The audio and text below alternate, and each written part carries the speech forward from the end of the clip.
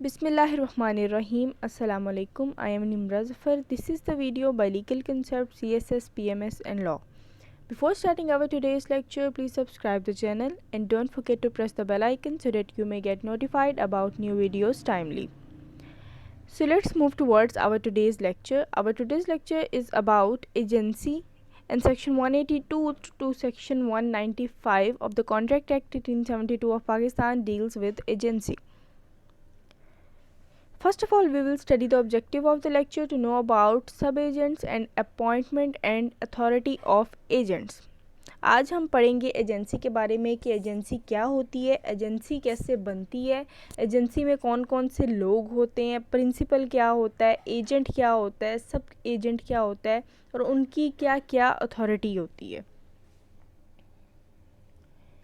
Section 182 से लेके section 189 तक ये सेक्शन जो हैं ये एक्सप्लेन करते हैं appointment and authority of agents की, कि एजेंट को कैसे अपॉइंट किया जाता है, एजेंट होता क्या है, एजेंट को अपॉइंट कौन करता है और उनकी अपॉइंटमेंट कैसे होती है और फिर उनको क्या क्या अथॉरिटी दी जाती है। ये हम सेक्शन नंबर 182 से सेक्शन 189 तक पढ़ेंगे।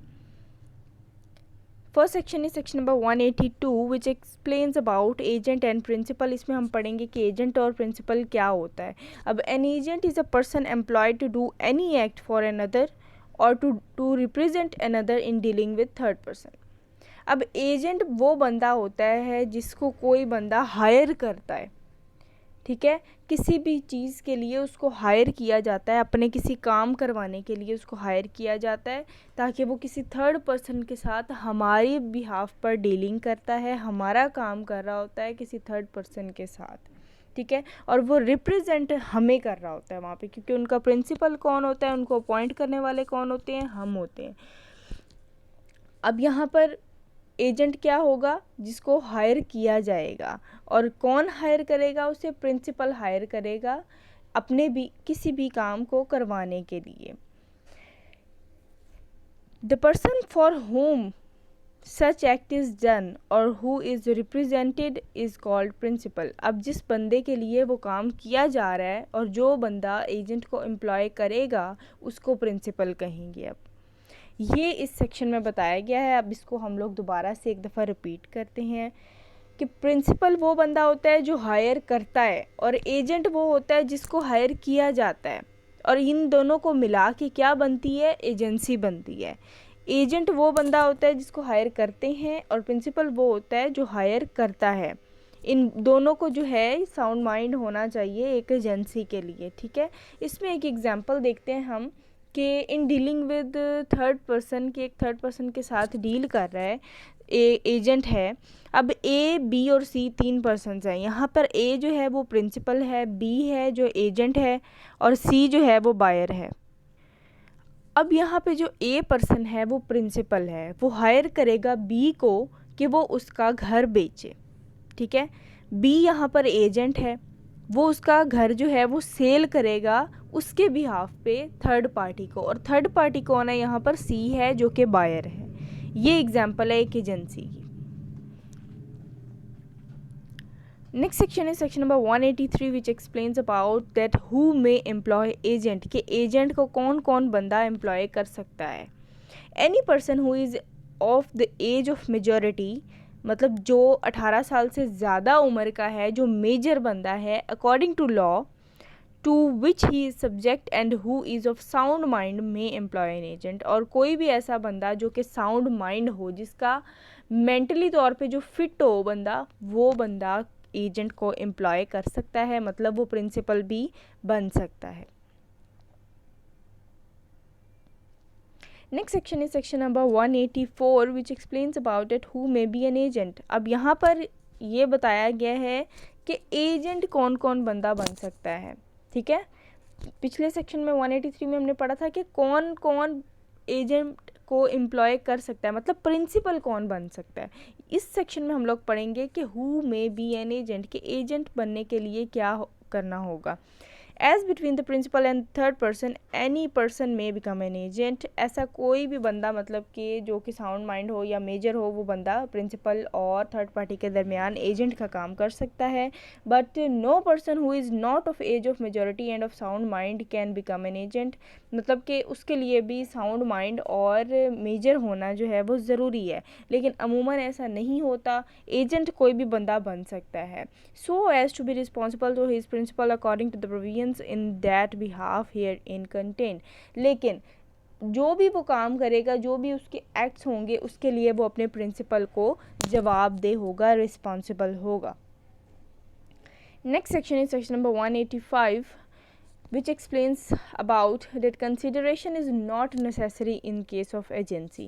इसमें ये हमें बता रहे हैं कि no consideration is necessary to create an agency, कि एक एजेंसी बनाने के लिए कंसिडरेशन ज़रूरी नहीं होती. इसके अंदर एजेंसी के मैटर के अंदर अमूमन ज़्यादा तौर पर कमीशन होता है, जो कि प्रिंसिपल ने देना होता है कमीशन एजेंट को. जो भी उसको फ़ायदा होता है, जो काम एजेंट से उसने करवाया होता है, उस काम में जो भी उसको फ़ायदा होता है उसमें से वो कमीशन देता है एजेंट को. तो इसलिए इसके अंदर कंसिडरेशन ज़रूरी नहीं होती. Next section is section number 186 which explains about agent's authority may be expressed or implied, कि एजेंट की जो अथॉरिटी है वो एक्सप्रेस भी हो सकती है, इम्प्लाइड भी हो सकती है. मतलब जो उसको अथॉरिटी दी गई है प्रिंसिपल की तरफ से, वो उसको प्रिंसिपल उसे एक्सप्रेस करके भी उसकी अथॉरिटी बता सकता है कि तुम्हारी ये अथॉरिटी है, और इम्प्लाइडली मतलब बाय हिज एक्शंस या फिर उसके जो है अमल के या उसके रवैये से, इंटेंशन से पता चल सकता है कि उसने क्या क्या अथॉरिटी दी है एजेंट को. Next section is section number 187 which explains express and implied authority. अब यहाँ पर हम पढ़ेंगे कि एक्सप्रेस और इम्प्लाइड अथॉरिटी होती क्या है. An authority is said to be express when it is given by words spoken और रिटन. ऐसी अथॉरिटी जो बोल कर अल्फाज से अथॉरिटी कोई किसी को देता है, बेशक वो वर्ड स्पोकन हो, बोले गए हों या लिखे हुए वर्ड्स हों, वो एक्सप्रेस होती है. मतलब वो एक्सप्रेस अथॉरिटी हो जाएगी. जैसे कोई किसी को खुद से डायरेक्शन देता है कि तुमने ये काम करना है, अथॉरिटी तुम्हें मैं ये दे रहा हूँ, ये जो है इख्तियारात मैं तुम्हें दे रहा हूँ, तुमने ये काम करना है, ये एक्सप्रेस अथॉरिटी होती है. And authority is said to be implied when it is to be inferred from the circumstances of the case. ऐसी अथॉरिटी इम्प्लाइड अथॉरिटी होती है जो कि आपको केस की सर्कमस्टांसेस के मुताबिक आप जो है कोई भी इख्तियार अपने हाथ में ले रहे होते हो, या एजेंट जो है वो केस की उस एजेंसी की मतलब जो केस होता है उसकी सर्कमस्टांसेस या उसके हालात को मद्देनज़र रखते हुए जो इख्तियारात जो है वो अपने हाथ में लेता है या जो काम करता है, वो इम्प्लाइड अथॉरिटी होती है. एंड थिंग्स स्पोकन और रिटन और the ordinary course of dealing may be accounted circumstances of the case. तो इम्प्लाइड अथॉरिटी यहाँ पर ये हुई कि जो एजेंट है उसकी रज़ामंदी, प्रिंसिपल की रज़ामंदी जो है एजेंट को पता चल जाए प्रिंसिपल की इंटेंशन से, कि प्रिंसिपल ने उसको सारी अथॉरिटी दे दी है, काम सारा उसने एजेंट पे छोड़ दिया है कि तुम अपने तरीके से ये काम करो, चाहे जैसे मर्ज़ी करो. ठीक है, तो ये एम्प्लॉयड अथॉरिटी होती है. उसको एक एक करके उसने कोई नहीं बताया कि तुमने ये क्या ये काम करना है, ये एक एक करके उसको डिक्टेशन नहीं दी. ठीक है, तो इसका मतलब यही है कि वो इम्प्लाइडली तौर पर ये कह रहा है कि सारी इख्तियारात जो हैं वो तुम्हारे हाथ में है, तुम इस काम को सरअंजाम दो, चाहे तुम जो मर्ज़ी तरीका आजमाओ.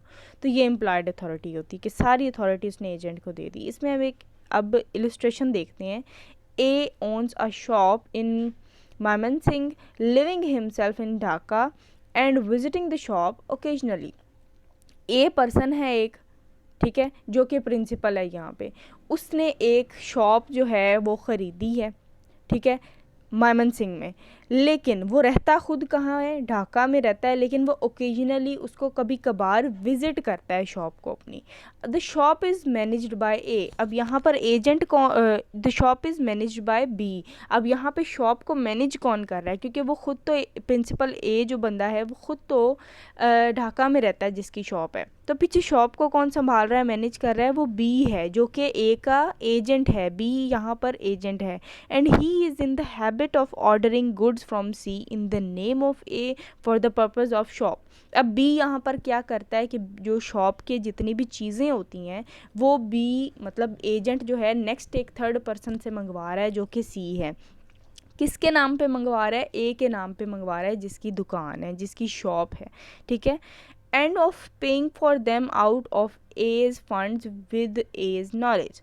अब यहाँ पर ए को इस बात का इल्म है, जिसकी शॉप है उसे इस बात का इल्म है कि ये काम जो है नेक्स्ट किसी और बंदे से करवा रहा है और ए के फंड्स के अंदर से ही वो उसको पैसे भी दे रहा है।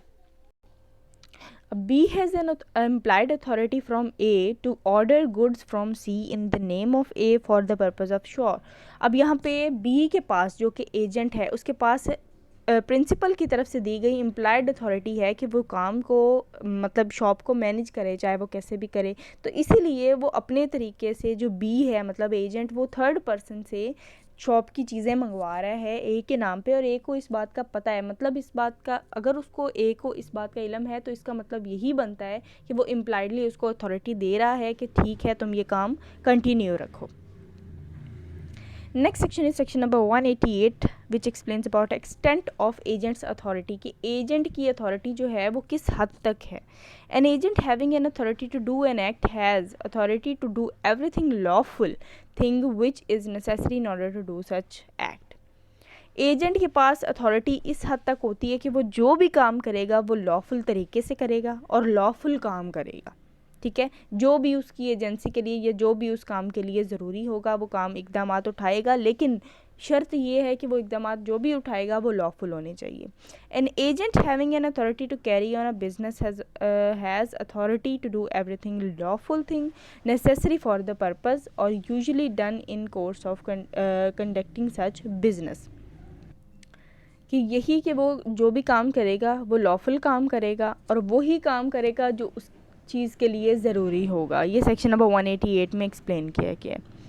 इसमें एक इलस्ट्रेशन देखते हैं। A is employed by B residing in London to recover at Chittagong a डेप्ट ड्यू टू बी। ए यहाँ पे एजेंट है, बी यहाँ पर प्रिंसिपल है। A is employed by B कि बी ने ए को एम्प्लॉय किया है। अब बी यहाँ पर रहता है लंदन में और उसने अपना चिटागोंग में उसने अपना एक डेप्ट जो है उसने कर्ज़ा दिया हुआ था किसी को, वो उसने रिकवर करवाना है। तो यहाँ पर बी जो है वो ए को हायर करेगा कि वो उसका डेप्ट जो है रिकवर करवा के दे, क्योंकि वो उस जगह पे मौजूद नहीं है, वो लंदन में रहता है। A may adopt any legal process necessary for the purpose of recovering the डेप्ट। तो उस बी ने सिर्फ ए को इतना कहा है कि ये काम तुम करो और उसको कह दिया कि जैसे मर्ज़ी करो लेकिन डेप्ट रिकवर करवा के दो। अभी ए यहाँ पर एजेंट है तो वो कोई भी लीगल प्रोसेस लीगली तौर पे वो कोई भी प्रोसेस यूज़ कर सकता है उस पर्पज़ को पूरा करने के लिए। पर्पज़ क्या है? रिकवरिंग द डेप्ट and may give a valid discharge of same. और इसी तरह मतलब कि ये लीगल तरीके से वो कोई भी स्ट्रेटजी जो है वो अडॉप्ट कर सकता है इस काम को सरअंजाम देने के लिए और उसके बाद उसकी वो जो है डिस्चार्ज हो जाएगी, वैलिड डिस्चार्ज हो जाएगा। Next section is section number 189 which explains about agents authority in an emergency कि एमरजेंसी की सूरत में एजेंट के पास क्या क्या अथॉरिटीज़ होती हैं। An agent has authority in an emergency to do all such acts for the purpose of protecting his principal from loss as would be done by the person of ordinary prudence in his own case under similar circumstances। कि जब कोई emergency हो जाती है तो जो agent होता है उसका ये जिम्मेदारी होती है कि वो अपने प्रिंसिपल को नुकसान से बचाए और हर वो इक़दामात उठाए जो एक आम बंदा अपने केस में ऐसी ही सूरत हाल उस पर आती है तो वो अपने केस में अपने लिए जिस तरीके से वो काम करता है उसी तरीके से एजेंट को चाहिए कि अपनी प्रिंसिपल की जो जितनी भी प्रॉपर्टी है उसको लॉस से बचाए और उसे प्रोटेक्ट करे और कोई भी वो लीगली कोई भी काम कर सकता है। इसमें इलस्ट्रेशन देखते हैं कि an agent for sale may have goods prepared if it be necessary कि एजेंट जो है जो किसी के गुड्स को सेल कर रहा है, अगर ज़रूरी हो, नेसेसरी हो, तो वो उसके गुड्स को रिपेयर करवा सकता है ताकि वो ख़राब ना हो जाए। अब एक और इसमें इलस्ट्रेशन है, A consigns provisions to B at Chittagong with directions to send them immediately to C at Dhaka.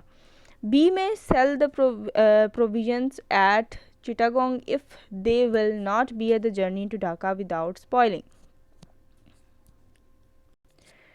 इसमें बताया गया कि ए और बी ने चिटागोंग में एक दफ़ा तैयार करवाई या दफ़ात तैयार की गई और ए ने बी को ये डायरेक्शन दी कि वो इमीडिएटली ढाका में जाए और इसको जो है ना सी को दे दे, मतलब ढाका में सी को पहुंचा दे। बी में sell the provision at Chittagong if they will not bear the journey to Dhaka without spoiling. अब जो है बी जो है हो सकता है कि वो उसे वहीं पर सेल कर दे जहाँ पर उसने पकड़ा था उसको, चिटागोंग में उसको वहीं पे सेल कर दे ताकि मज़ीद कोई नुकसान ना उठाना पड़े। तो ये एमरजेंसी की सूरत में उसके पास ये अथॉरिटी होती है। Next sections are section number 182 to 189। Sorry, आप लोग इसको प्लीज़ चेंज कर लीजिएगा। यहाँ पर आएगा सेक्शन नंबर 190 से 195 तक, वो एक्सप्लेन करता है सब एजेंट को और उसकी अथॉरिटीज़ को और उसके रिस्पॉन्सिबिलिटीज़ को। Section number 190 to section number 195। अब हम इसे वन बाय वन स्टडी करते हैं। Section number 190, when agent can not delegate. An agent can not lawfully employ another to perform acts which he has expressly or impliedly undertaken to perform personally unless by the ordinary custom of trade a sub-agent may, or from the nature of the agency a sub-agent must be employed। इसमें ये बताया हुआ है उन्होंने कि agent जो है वो नेक्स्ट आगे किसी और बंदे को, सब एजेंट को हायर नहीं कर सकता जबकि उसको प्रिंसिपल ने कहा हो कि ये काम, इम्प्लाइडली और एक्सप्रेसली उसने ये कहा हो कि ये काम तुमने खुद पर्सनली सर अंजाम देना है। तो इस केस में वो आगे किसी थर्ड पर्सन को हायर नहीं कर सकता। सब एजेंट यहाँ पे क्या होता है, जिसको एजेंट आगे हायर करता है। प्रिंसिपल एजेंट को हायर करता है और एजेंट आगे किसी और बंदे को उस काम के लिए हायर कर देता है, तो वो सब एजेंट होता है। तो सब एजेंट जो है वो एजेंट उसको हायर तब तक नहीं कर सकता जिन केसेस में प्रिंसिपल ने एजेंट को कहा हो कि ये काम तुमने पर्सनली खुद सर अंजाम देना है, तो वो उसे खुद ही करना पड़ेगा। Unless by the ordinary custom of trade a sub-agent may, or from the nature of the agency a sub-agent must be employed। जब तक कि ऐसी सूरत हाल ना पैदा हो जाए कि ज़रूरी हो उस एजेंसी के लिए सब एजेंट को हायर करना, या एजेंट के लिए ज़रूरी हो जाए जब कि उसकी ट्रेड की जो है उसको नौयत को देखते हुए या एजेंसी की उस सर्कमस्टांसेस को देखते हुए अगर उसे लगे कि सब एजेंट को हायर करना ज़रूरी है, तो फिर वो हायर कर सकता है। Next section is section number 191 which explains about सब एजेंट। सब एजेंट की डेफिनेशन है, अ सब agent is a person employed by the acting under the control of the original agent in the business of agency. कि सब agent जो है उसको agent higher करता है, वो उसी के अंडर काम करता है एजेंसी के बिजनेस में। Next section is section number 192 representation of principal bye सब एजेंट प्रॉपरली अपॉइंटेड। कि वेयर अ सब एजेंट इज़ प्रॉपरली अपॉइंटेड, कि सब एजेंट को एजेंट ने अपॉइंट कर लिया है, the principal is so far as regard third person represented by the sub agent and is bound by and responsible for his acts as if he were an agent originally appointed by the principal. इसमें वो ये बात बता रहे हैं कि जब सब एजेंट को अपॉइंट किया जाएगा तो वो प्रिंसिपल को रिप्रेजेंट करेगा और हर चीज़ और हर काम के लिए वो लायबल होगा जैसे कि एजेंट के लिए था। एजेंट्स इसमें मज़ीद ये बताते हैं कि एजेंट्स रिस्पॉन्सिबिलिटी फॉर सब एजेंट, कि एजेंट जो है क्या वो प्रिंसिपल को सब एजेंट के कामों के लिए रिस्पॉन्सिबल है या नहीं है। The agent is responsible to principal for the acts of the sub agent, क्योंकि एजेंट ने ही सब एजेंट को हायर किया होता है, तो इसीलिए सब एजेंट कोई भी काम करेगा तो एजेंट रिस्पॉन्सिबल होगा प्रिंसिपल को उसके किए हुए कामों के लिए। सब एजेंट्स रिस्पॉन्सिबिलिटी कि सब एजेंट की यहाँ पर रिस्पॉन्सिबिलिटी किसके पास जाती है, या वो किसको जवाबदेह है, या किसको रिस्पॉन्सिबल है. The sub agent is responsible for his acts to the agent. Sub agent को एजेंट ने हायर किया है, तो सब एजेंट के जो भी वो काम करेगा वो एजेंट को उसके लिए जवाबदेह होगा, but not the principal. Principal को जवाबदेह नहीं होगा, except in the case of fraud और विलफुल रॉन्ग. लेकिन अगर कोई जानबूझकर जो है सब एजेंट कोई काम गलत काम करता है, या कोई फ्रॉड करता है, या फिर थर्ड पर्सन की वजह से, या जिसके साथ वो डीलिंग कर रहे हैं उसकी तरफ से कोई फ्रॉड होता है या विलफुल रॉन्ग होता है, उस केस में सब एजेंट जो है वो प्रिंसिपल को जवाबदेह होगा. Next section is section number 193, agents responsibility for सब एजेंट अपॉइंटेड विदाउट अथॉरिटी. कि एजेंट अगर सब एजेंट को प्रिंसिपल की अथॉरिटी ना देने के बावजूद अपॉइंट करता है, या विदाउट अथॉरिटी मतलब एजेंट के पास ये अथॉरिटी नहीं है कि वो सब एजेंट को हायर करे और उसके बावजूद वो कर लेता है, तो फिर उस सूरत में क्या रिस्पॉन्सिबिलिटी होती है एजेंट के ऊपर. When an agent, without having the authority to do so, has appointed a person to act as a sub-agent, the agent stands towards such person in the relation of the principal to an agent, and is responsible for his acts both to the principal and third person. The principal is not represented by the responsible for the acts of the person so employed, nor is that person responsible to the principal.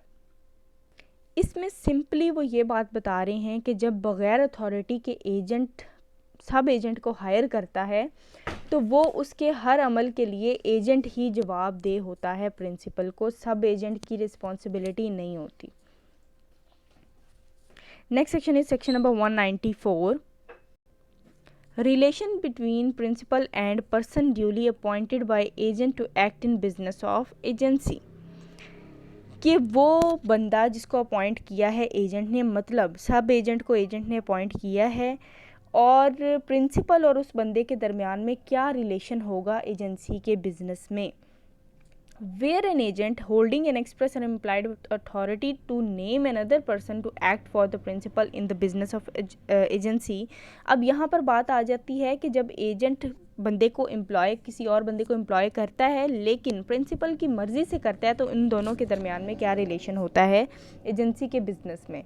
तो इसमें वो बता रहे हैं कि where an agent holding an express or implied authority to name another person to act for the principal in the business of agency. के principal ने agent को खुद अथॉरिटी दी है इस बात की कि वो नेक्स्ट किसी बंदे को हायर कर सकता है एजेंसी के बिजनेस में, has named another person accordingly, such person is not a सब एजेंट.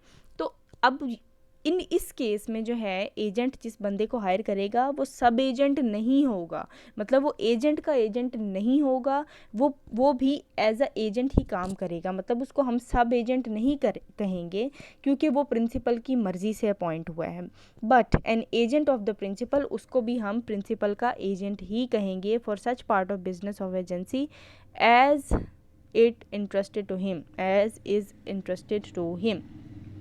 तो अब यहाँ पर दोनों के दरमियान में क्या रिलेशन होगा कि जब प्रिंसिपल खुद कहेगा एजेंट को कि किसी और बंदे को भी अपॉइंट करो, तो किसी और बंदे को अपॉइंट करने के लिए वो कहेगा, तो सब एजेंट नहीं होगा वो, बल्कि वो प्रिंसिपल का ही एजेंट होगा और उसे ही रिप्रेजेंट करेगा. इसमें इलस्ट्रेशन देखते हैं. A directs B his solicitor to sell his estate by auction and to employ an auctioneer for the purpose. अब यहाँ पर ए जो है प्रिंसिपल, वो अपने एजेंट को मतलब बी को कहता है कि वो उसकी जो एस्टेट है, जो उसकी प्रॉपर्टी है, उसको सेल करे बाय ऑक्शन, मतलब नीलामी के थ्रू, जो नीलामी करते हैं उसकी. And to employ an auctioneer for the purpose, और इस पर्पस के लिए वो अपने एजेंट को कहता है कि एक ऑक्शनर को एम्प्लॉय करो, मतलब खुद वो उसको कह रहा है कि एक और बंदे को भी एम्प्लॉय करो. तो B name C an auctioneer to conduct the sale. C is not sub agent. तो यहाँ पर सी जो है मतलब न्यू बंदा जो ऑक्शनर जिसको अपॉइंट किया है एजेंट ने, तो यहाँ पर वो सब एजेंट नहीं होगा बट इज़ एज एजेंट, और वो ए का ही एजेंट होगा. ए कौन है यहाँ पर? प्रिंसिपल है for the conduct of sale. Next section is last section, section number 195, agent's duty in naming such person. In selecting such agent for his principal, an agent is bound to exercise the same amount of discretion as a man of ordinary prudence would exercise in his own case, and if he does this, he is not responsible to the principal for the acts or negligence of the agent so selected. यहाँ पर वो कह रहे हैं कि agent जब principal के कहने के मुताबिक एक थर्ड पर्सन को या किसी और बंदे को हायर करता है या एम्प्लॉय करता है, तो वो उसको हायर करने के लिए सेम उसी तरीके से हायर करेगा उसको जैसे एक आम बंदा अपने केस में अपने काम को सरंजाम देता है फुल फोकस के साथ या ईमानदारी से। तो वो एजेंट जब प्रिंसिपल एजेंट को कहेगा एक और बंदे को एम्प्लॉय करने के लिए, तो फिर वो इस केस में उसी तरीके से काम करेगा जैसे कि वो अपने लिए कर रहा होता है। और जब वो उस एक नए बंदे को अपॉइंट कर लेता है प्रिंसिपल के कहने के ऊपर, तो फिर उसको अपॉइंट करने के बाद एजेंट की कोई रिस्पॉन्सिबिलिटी नहीं होती। अगर बाद में कोई किसी किस्म की नेग्लिजेंस होती है या कोई लापरवाही या नुकसान करता है नया आने वाला बंदा, तो उसके लिए एजेंट की कोई रिस्पॉन्सिबिलिटी नहीं होगी। इसमें इलस्ट्रेशन देखते हैं कि A instructs B a merchant to buy a shop for him. A जो है प्रिंसिपल है, उसने बी को अपने एजेंट को कहा है जो कि एक मर्चेंट है कि उसको एक शिप खरीद के दे। अब यहाँ पर बी जो है employ a ship surveyor of good reputation to choose a ship for A. यहाँ पर बी जो है वो उसके लिए ज़रूरी है कि वो यहाँ पर किसी शिप सर्वेयर को, मतलब जिसको इस काम की नौयत का पता है, जिसकी रेपुटेशन गुड है, मतलब अच्छी रेपुटेशन है उसकी पहले भी इस काम में कि ये अच्छा काम करता है बंदा, तो उसको वो एम्प्लॉय कर लेता है शिप सर्वेयर को और ए के लिए वो एक शिप खरीदता है।